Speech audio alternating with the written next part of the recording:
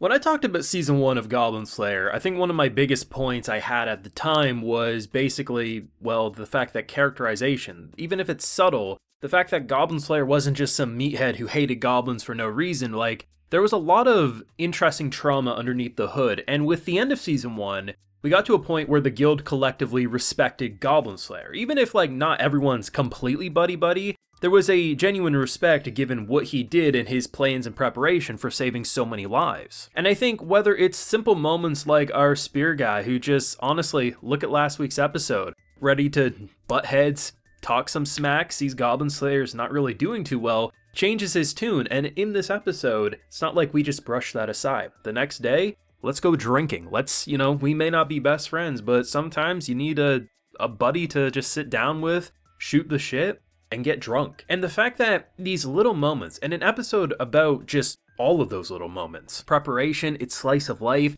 it's dealing with the guilt, whether that's Goblin Slayer himself or a priestess understanding that yes, technically Goblin Slayer is the one who killed the wizard boy's sister. However, in the actual grand scheme of things, the goblins did do that. It was poison that was going to kill her, but yes, he was the one who put her out of her misery. And will this angry wizard boy understand that? Probably not, but still, it's a complicated situation. And an episode that's all about saying, hey, we know last week was pretty exciting, pretty insane, let's take it slow again. And season 1 had these types of episodes where not the most crazy things happened, they just took things slow. And without episodes like these, Goblin Slayer would have a lot more of a chance of becoming an edgy mess. But instead, this is a world where the characters are going to feel things. Goblin Slayer has reached the point of absolutely worrying if he's even good, if he's done bad things, if maybe he should have tried to save people more rather than just slitting their throat and giving them a peaceful death. This is a very, very good anime, and depending on how the rest of Season 2 goes, I might even just call it amazing. Now, full live reaction, Episode 3 of Season 2 of that Goblin Slayer greatness over on my Patreon. If you would like to see that, it's over there if you're interested. Now, these are the types of episodes that generally don't get talked about too much online, whether that's Reddit, whether that's YouTube, or wherever else you discuss or watch anime discussions. But to me, without episodes like these, a show like Goblin Slayer just doesn't exist in a good way. It just, oh, it's next mission, look at the bloodshed. Oh yeah, character died, but we didn't really have time to care. And I think one of the best examples of why an episode like this is important is if you look at what I said over these videos for Season 2. Wizard Boy, yeah, he's a little insufferable, I'm not gonna lie. However, I don't hate him the same way I think a lot of people have talked about him. It's like, I understand where the, the kind of arrogant and just I know-it-all attitude comes from. The kid suffered, but at the same time, if he got smacked upside the head, I'm not gonna be upset by it. And I think what is really nice about an episode like this is it separates him from Goblin Slayer, it separates him from really thinking about his trauma, and actually just kind of shows some cute little moments with him almost seemingly forming his own party. It seems like these 4 would most likely form a party if they all do get to live. I mean, the end of the episode is a little up in the air on where we're going, if more characters are going to die. I mean, we got a whole goblin swarm going on, but I love the fact that we get to just see him be a little more normal, learn things, not say, I know it all. I mean, he gets smacked upside the head basically by our dwarven friend who's trying to teach him about spellcasting and everything. And it's nice to see him not feel like he's this character just here to annoy us, but really just remind us that he's human and he's suffered. And sometimes when you've suffered things, you may not be on your best behavior or you may not be the most pleasant person to be around, but it doesn't mean the kid deserves to die. And I think they did a good job this episode, even with the small moments he had, to remind us that everyone goes through some shit in this world, and it's no wonder why sometimes you're not the most pleasant of people. Look at Goblin Slayer.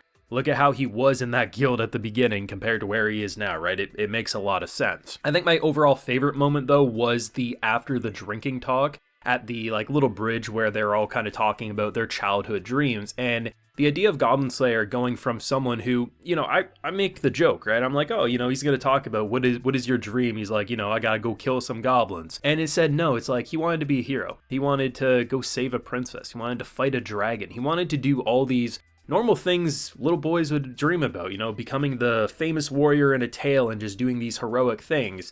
And look at what he's ended up doing. And it's nice that it's not just him with failed dreams and accomplishments. They all 3 of them are basically like, yeah, I wanted to do this, but life took me down this road.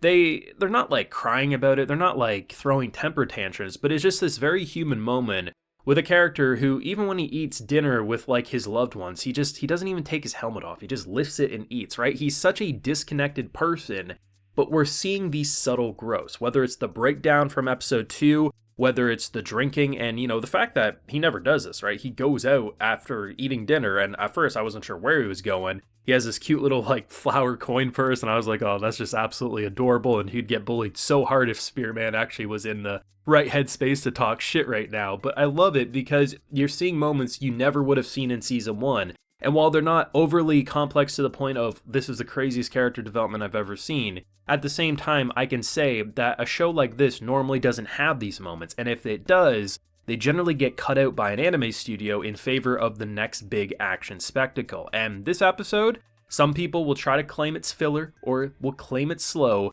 but to those people, I shoo them away and say without these moments, Goblin Slayer would be an edgy mess because we would just be jumping from one angry scene to the next, and at that point, just go watch an AMV on YouTube, right? Like, at that point, what is the point of action if you don't care about the characters and motivations and the story and the world development that's happening behind the scenes? I really enjoy what Goblin Slayer does because the two biggest things that I like is the characterization of not only just Goblin Slayer at this point, but, the characters in general. Even if they're not massively changing from where they started, there is this genuine human feel to them. And also, of course, the combat side of things. It's not just Goblin Slayer slashing a big sword around and, using some great sword. There's always tactics. And I think with where we leave this episode off with, at first there's like this like mound or this hole, or actually we're not really sure what it is at first. It just kind of looks like a bump in the middle of the field.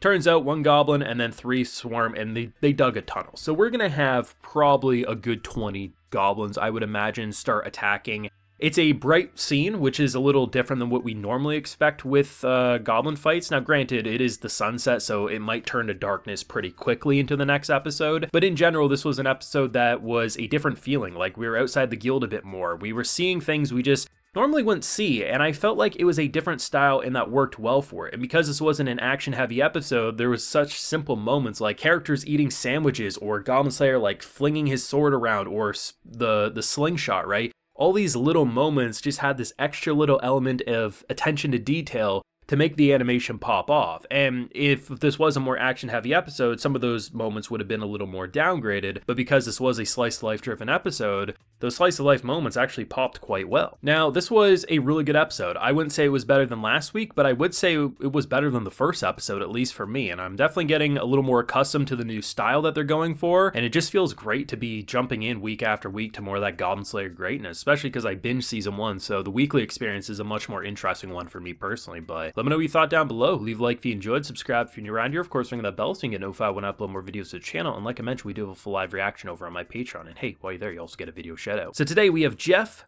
Dawn, and Chemist, so I appreciate the support, everyone. Please take care and have a good one.